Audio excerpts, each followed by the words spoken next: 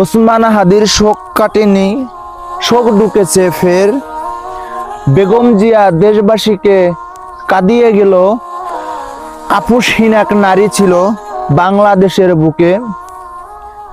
সংগ্রামী এই নারী শত্রুগুলো দিতেন রুকে। হার না মানা লড়াকু এক বেগম জিয়া আজ খুবই সাহসের সাথে নাড়িয়ে গেলেন আধিপত্যের ভাঁজ। বাংলাদেশের নেত্রী এমন কেউ দেখেনি আগে, শ্রদ্ধা এমন সবাই যেন দেশ জনতার জাগে।